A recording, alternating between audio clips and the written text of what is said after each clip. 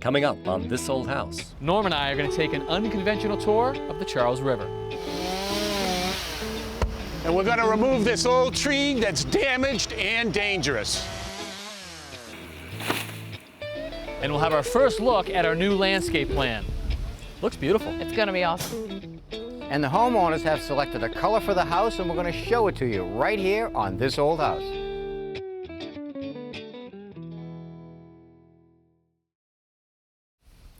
Nobody is enamored with our front yard because, quite frankly, it's just not an impressive space. Now, the crew liked it because it was a good place to park the dumpster, which was right here up until a couple days ago, and we all enjoyed having lunch at the picnic table. But we are going to be turning it back over to the homeowners soon, and they have got different plans for the yard. In fact, they've got plans drawn up by our landscape designer, Jenn Nawada. Good morning, Jen. Good morning. How you doing? I'm doing great, thank you. Excellent. So you've got a plan, and it all started with a pergola. Yes. Pergola structure to take you from the driveway and guide you all the way to the front door. So connects driveway to the front door. There was some concern that it's too big of a structure, that it's going to hide the beautiful entryway that we just added, that it's going to overwhelm the house. It's not going to overwhelm it. It's going to soften it and add connectivity, but we're going to soften it with vines. So you're a fan of the pergola? I am a fan of the pergola. All right, fair enough. Let's talk about some of the foundation plantings that are so critical. There used to be these gigantic yews. They were completely overgrown. They blocked the views in and out of the kitchen window. We saw what happened to them. They're gone. What have you got planned? We've got 3 shrubs, keep it simple. Inkianthus, it's a white bell-shaped flower, fragrance, really amazing shrub. We have a Andromeda, which is an evergreen shrub, won't get too high. So we're not going to block those views? We're not going to block the views because those views are important. We have a Japanese holly for either side of the doorway. It gets about this tall, one here and one here to anchor the entrance. Nice, and some symmetry. And some symmetry. Good. And so as we travel around this way, one of the big reasons for the homeowners to buy this house was this view. Of the river, It's absolutely gorgeous. So we're going to sculpt and prune back this yew just a little bit so you could catch that glimpse. We all want to see the water if we can. Great. The biggest challenge of this project, Kevin, is this arborvitae hedge. You don't like the arborvitae? I don't like it. It eats up about 10 to 12 feet of the garden. And in this property, this is a small area to garden in. So takes up a lot of space, Jen, but I mean, this is 20 years of Mother Nature providing some beautiful screening for us. 2 feet beyond that fence is a neighbor. It's also been poorly pruned over the years, and by getting rid of this, it's going to allow the property to breathe. Really? But we're going to replant, and it's going to be beautiful because we're going to plant a beautiful eastern redbud tree, beautiful canopy, so they can be enjoyed by both sides. Will we still get some screening from those? There'll be some screening, and there will be winter interest plants as well. Right. Multi-seasonal interest plants. So the arborvitaes go, and I also know that this tree out front goes. Roger and his guys have looked at it and proclaimed it no good. Well, number one, it's a Norway maple. Which you guys hate Norway maples, don't you? We hate them. They're invasive. They're terrible. But in this case, this one is dangerous and it's rotting. You can see from the rain last night, it came through the rot hole on the top and it drained down. But not to worry, we are going to plant a beautiful river birch that goes right here, and that's going to anchor this edge of the property. What will this look like? It's a multi-stem tree, gets about 25, 30 feet tall, but it's perfect for out here. You're not going to obstruct views from the kitchen window. Nice. So things go, but you're going to replace them with what sounds like nicer species. Yeah, put things in the right spot. Any plans for lawn out here? Funny you should mention that, because I have a design plan. Oh, nice. Okay, so let's just figure out where we are. Front door right here, and you can see the outline of the pergola going to the driveway. And then obviously you do have some ideas for grass. We do. We have 2 areas for grass. Beds on the outside. Allison's an avid gardener, so we're going to start with plugging in perennials. And over time, I think her dream would be to sculpt away, eat away at the grass, and eventually become all plantings and perennials. So this is a budget option. I mean, cheapest way to get green. Cheapest way to get green, and we had to cover the area, so this is my suggestion, grass. And I noticed going down right through the heart of the property, a sidewalk made out of stone. What's this material? This is a New England fieldstone. It's going to be a 4-foot wide walkway. They're going to travel this way, go underneath the pergola right here, and to a beautiful entryway. This will be a landing to enter the house. And how do you transition? Because obviously we're not going to keep the ugly concrete. Well, the same stone, similar stone, is going to be transitioned to go up the riser of this step. So veneer there. Veneer there, and then the top of the landing will be capped with bluestone. Terrific. So we've got a little bit of a formal entryway here to the beautiful house. Nice. Yes. So you've got a plan, and then Roger has the green light to start taking things down. Excellent. Looks beautiful. Thanks. Last time we were inside, we were insulating, so it looked completely different than it does today. In the kitchen, we have got board and plaster on the ceilings and the walls. So Tommy, you must have gotten some inspections completed? All the inspections have been finalized. Yesterday, the boarders came in and started hanging all the blue board. This morning, the plasterers started with the veneer plaster. They've got the kitchen done, and they're working their way around the house. All right, sounds good. Kitchen complete, but not yet in the hallway. We've got board right here, and you can see that the guys are working on the ceiling. Obviously, they put a coat on the seams a little earlier, and now we're putting the final coat on the ceiling right here. So Dave, we've got a combination of all new work here, but then there's also some places where new meets old. Yep. You ready to work on those? Sure. Let's have a look. We have some challenges here where the stairway opens into the living room. They've put a new cased opening here. And as we can see, the old plaster stands about an 1/8 of an inch proud. All right. Up here, still, we're a bit proud. We want to bring that across, straight across, so that their cased opening lays flat against my plaster. Okay. We want to start with some nylon tape. We're going to go right up over that hole, make it adhere to the blue, stick it to the old. We're going to bring it over here and make a nice cut right here, nice clean cut. We want to bring another nice piece of nylon tape right down here, so it adheres to the blue, and then we cut it. Whenever I'm marrying the old to the new, I need a bonding agent. That'll make sure that the new plaster adheres to the old. So just paint it on. Yep, we just paint it right on. Just like a latex paint.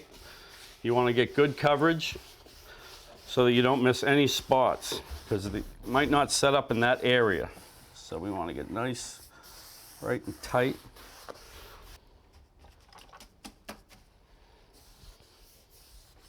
This is just a veneer plaster, the same as I use on the walls and the ceilings. And I like to use this when I'm flanking in patches, because it gives me a nice smooth edge. We want to bring this up, we want to cover that tape up. That's our first challenge. We'll worry about the thickness later. You notice this isn't as proud as this over here, so it's easier to get that tape covered. Just takes a lot less plaster up there. Right. When we come back to this old wall, I want to use this wall as my guide. If you notice, the blade of my trowel is flat. That'll fill this in.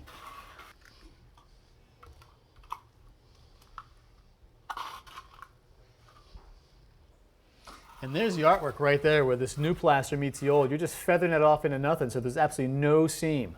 Yep, I want to push tight with the nose of my trowel so there's no seam to be seen after the paint. Once it's painted, they'll never know you were here. That's the idea. So that's a flat-to-flat transition. What are you going to do with this sweep right here, where the old sweeps into a sort of a 90-degree angle with the new? Well, during demo, they didn't leave me a lot of room to staple my corner bead to. So you got staples on this side of the corner bead into the new plaster. Right. But on this side, nothing? Nothing.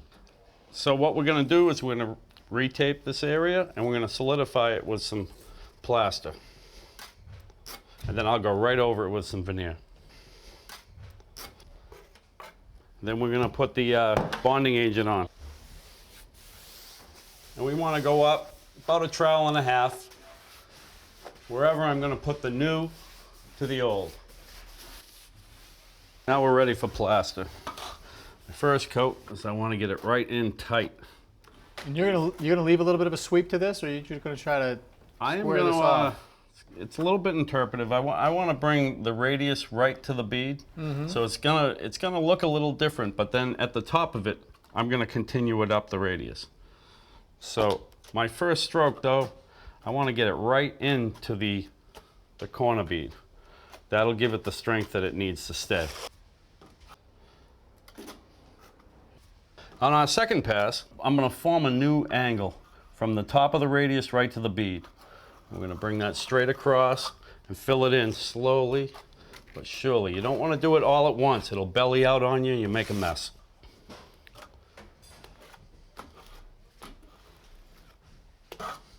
We're just getting rid of the excess up the top.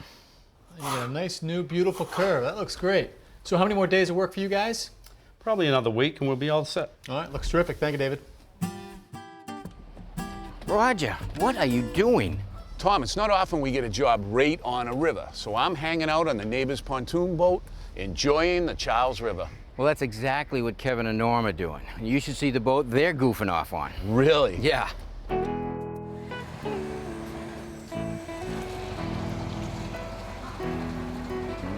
Well, Kevin, this is the garage where they store and maintain all the vehicles for the DUCKtors. Yeah, I know the DUCKtors. And I don't know if you realize this, but some of these are original World War II amphibious vehicles. Seriously, like the ones that stormed the beaches at Normandy. That's right. They bought them, fixed them up, and now they use them for the tours. Very cool. And it looks like someone got their hands on the whole fleet here. Right. There's 25 of them, and there's 15 full-time mechanics just to take care of them. Wait, is that a good thing? Lots of mechanics? Well, you know, there's a lot of tourists. They're on the street and they're in the water, so these things have to be safe. Yeah. Howdy, gentlemen. Hey, cowgirl. Whoa, cowgirl? Sure. Friend of yours? Yeah. Yeah, but I'll show you some of my other friends. Yeah. Hey, Captain. Why, hello there, crew. Welcome aboard. Yes, hey, would you cast off the bow line for me? I saw it here a moment ago. Captain, huh? Yeah, Captain Kidding. Oh boy, we got a lot of folks in costs. You know what, Norm? Don't even tell me. I don't want to know. This place is loaded with characters. Yeah, and here's ours right here. He's our captain and our driver, the great Garibaldi. Hey, gents. Hello, great. How are you? Hey, so I see you guys on the road all the time. I mean, you guys are all over Boston, and these things are packed. Yeah, we're very busy. Apparently, we do 600,000 guests we take around each year. Really? Yeah, I'm not sure. I get easily confused, but that's what they tell me. So what are the chances we can make it 600,002 guests today? You want to take the tour? I'd love to Let's take the do tour, this. huh? Yeah. Welcome to the Duck Tour. My name is the Great Garibaldi, world famous magician extraordinaire. You guys ever heard of me? No. That's unusual. Let me take my hat off.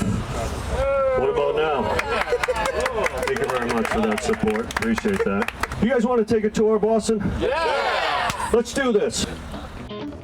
The theme of our tour today will consist of 3 F's, freedom, first, and fun. As you may know, Boston is the birthplace of this country's freedom. The American Revolutionary War started here, folks. A lot of first things happened in our city. And the first YMCA in America started here. I think it was founded by a construction worker, policeman, Native American guy, and a guy in leather.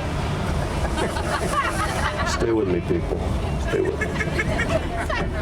We're going to be passing the Boston Common on your right-hand side. This is the oldest public park in America. Started in 1634 by the Puritans.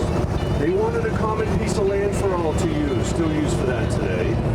I like that door, this black door. Look at this door, Norm. How beautiful is that door right there?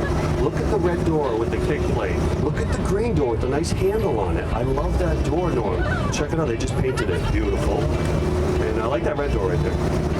We're going to be passing my favorite building in Boston, our State House with the big gold leaf dome on top.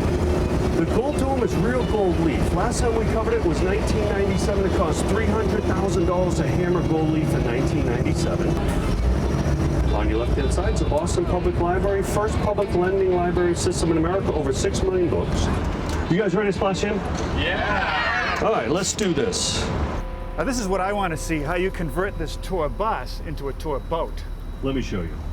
I'm going to put my automatic drive transmission in neutral. That's reverse. There it is. And I'm going to put my dry bars into neutral. Transfer case is now going to go into neutral. All right, so the wheels are disengaged. Correct. Okay. And we're simply going to engage the propeller. That's about it.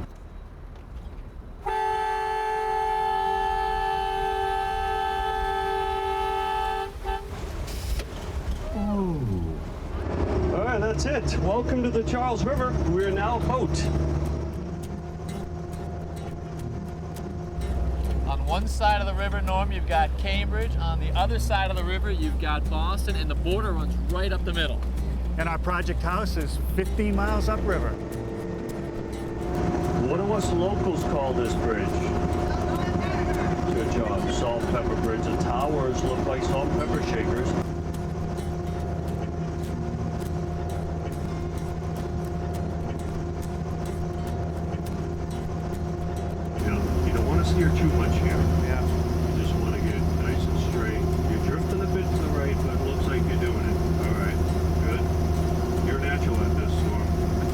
If you ever want to give up carpentry, we got a job here for you.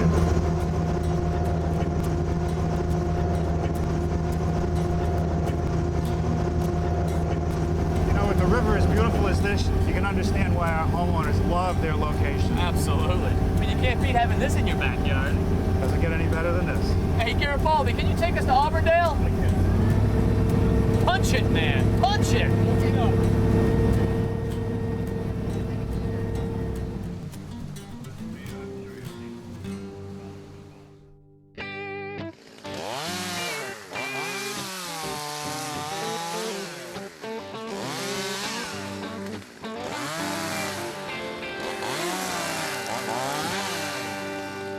The tree we're cutting down today is on public land, so we had to get permission from the city to remove this tree. I contacted the city arborist, and he came out and took a look, and he agreed that this is a hazardous tree. But in order to get permission, we had to post this tree for removal for 21 days to let anyone in the neighborhood who disagreed that it should be removed weigh in. But nobody did, so we're free to take it down. Now, if a tree falls at this old house, Matt Foti's gonna hear it. Hey, Matt. Roger, how are you? Good. Not much of a tree, Roger. Shouldn't be a hard tree to take down. I have two major concerns. We got a lot of rot in this tree. It's up in the live wires, so we're gonna have to proceed cautiously.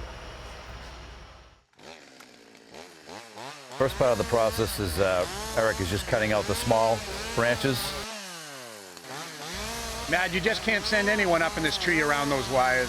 No, Roger, these guys are highly trained. They need to go through an electrical hazards awareness program before they can work anywhere near electrical conductors.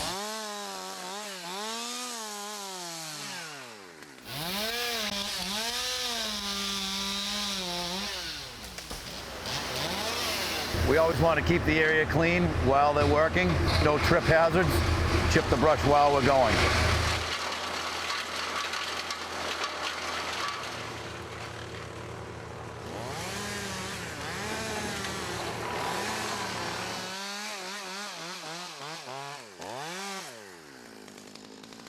Matt, some of these branches are in pretty bad shape. Take a look at that one. Yeah, look at the rot on this branch, Roger. This is really dangerous. That didn't have much left to it at all.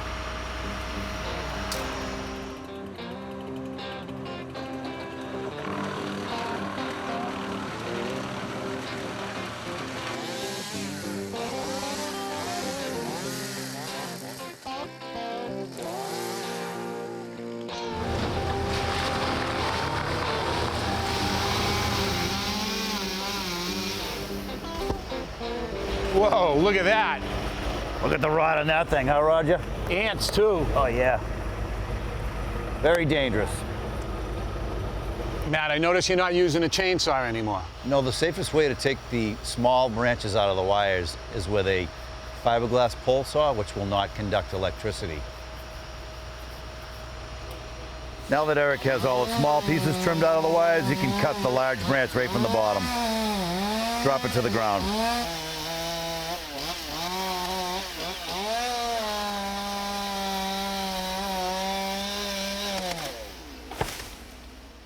Now all that's left is the main stem. He's going to cut it piece by piece.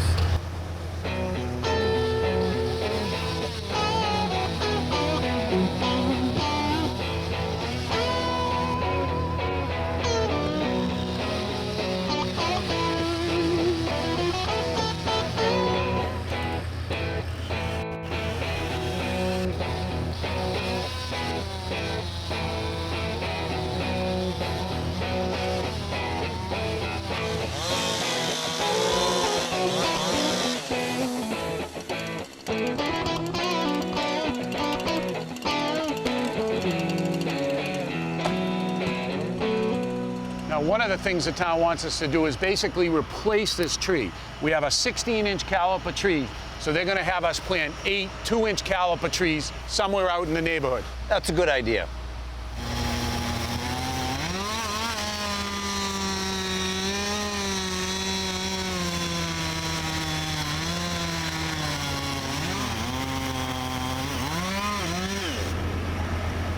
We're almost all set with this maple. And with the arborvitae gone, it really opened up the yard.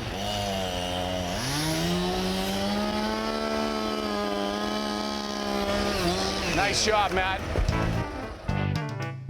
did not take long for Roger and his guys to cut down our row of arborvitaes, and now, well, we certainly know where our neighbor's house is. But it did open up the yard. Of course, as soon as we opened it up, Tommy decided to cover it up. Tom, what's with the plastic? Well, Kevin, we still have a little bit of lead on the house, and we still have to be EPA compliant. All right. Exactly. Every time when we're stripping down lead paint, I gotta have at least 10 feet from the house covered with the plastic. And we've got a proper vacuum. I see your guys got a suit and a respirator on. What we're using here is a paint shaver. We shave down the paint down to the bare wood. The shaver has 3 carbide blades that can get down to the bare wood. And I don't see much dust getting kicked up at all. In fact, none. Not really none, because this machine, we have a hose hooked up to it. It goes from here, all the dust and paint debris go direct into the HEPA vacuum. Always the way you do it, or is this because of the new EPA rules? It's because of all the new EPA rules. We comply with the rules with that.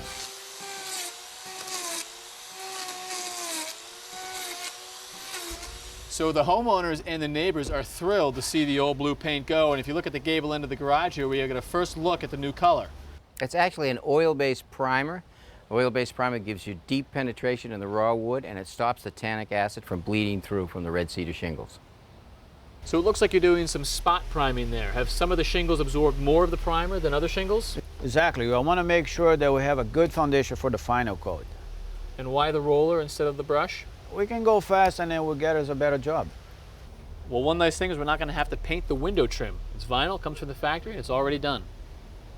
See how that red cedar shingle absorbs the primer? It goes right into it. It absorbs a lot of it. So we'll make a nice and a good foundation for the final coat. Mauro, what's the finish coat going on top of the primer? I'm going to be applying 2 finish coats of solid body stain, 100% acrylic, Kevin. Oh, stain, huh? Yeah, well, the solid body stain isn't quite as thick as paint, so it won't fill in all the grain of the shingles so you can really see them. So you're trying to celebrate the look of the shingles, not hide them. Absolutely. All right. So still a pretty neutral color for the body, but obviously someone's trying to make a statement with a door this color. That's going to really pop. They really want you to see the door. Bright fire engine red door. I guess so. All You're going to see it. You will. And we're also going to see a bluestone cap right here, compliments of Roger. Right, and he's also going to put a stone veneer on the riser here and a stone walk leading us right out. Right out to a brand new wide open yard. We took out all of the arborvitaes. We got rid of a Norway maple. Look how open the yard is. Look at how bright it is. I know, not bad, huh? Yeah. All right, well, until next time, I'm Kevin O'Connor. And I'm Tom Silva. For This Old House. So Roger has never seen a Norway maple that he hasn't cut down.